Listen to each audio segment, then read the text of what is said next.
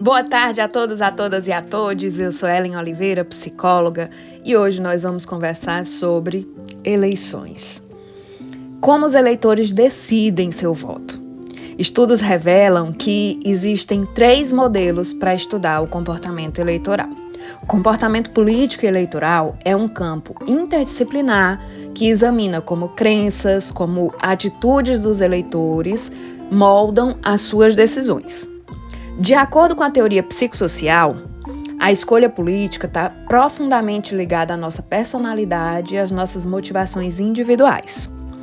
Um psicólogo social comparou o processo de escolha de um candidato à seleção de um filme que a gente faz para assistir com um amigo, sugerindo que afinidades ideológicas, preferências por habilidades administrativas e o histórico dos candidatos influenciam nossas decisões.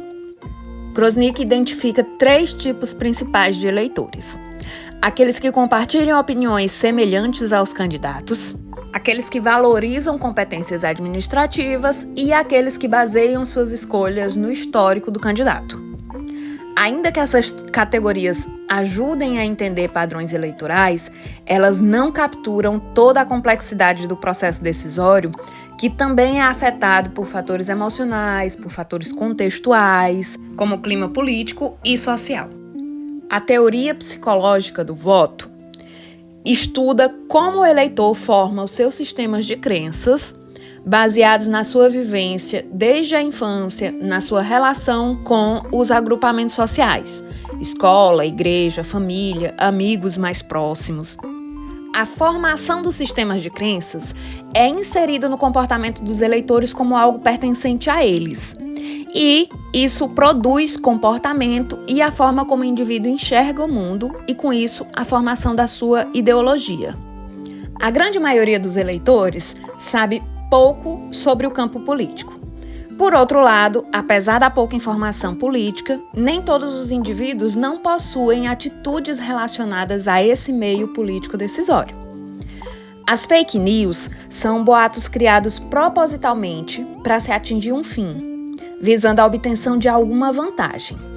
O grande problema, apesar dos boatos sempre existirem, é a velocidade na qual essas informações se propagam e o impacto por elas gerado.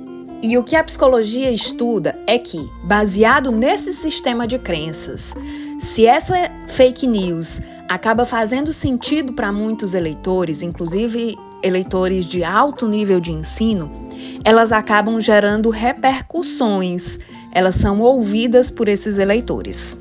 Principalmente porque são poucos os indivíduos que leem até o 2º parágrafo. Mais da metade dos indivíduos compartilha notícias lendo apenas a manchete. O Brasil, conforme um estudo da IPSOS, é um dos países que mais acredita em fake news no mundo. Ou seja, talvez essa prática se revele pela falta de vontade de se informar politicamente. E aí entramos em um atalho informacional. Ou seja, o eleitor, para não gastar muito senso cognitivo para se informar, avalia pelo endosso das pessoas que enviaram para ele a notícia, considerando que, por exemplo, é um membro familiar, é um amigo próximo, que essa notícia teria validade e seria legítima. A teoria psicológica do voto vai dizer que essas notícias falsas têm o poder de influenciar na decisão do eleitor ao interagir com esse sistema de crenças nosso, adquirido no nosso ecossistema social.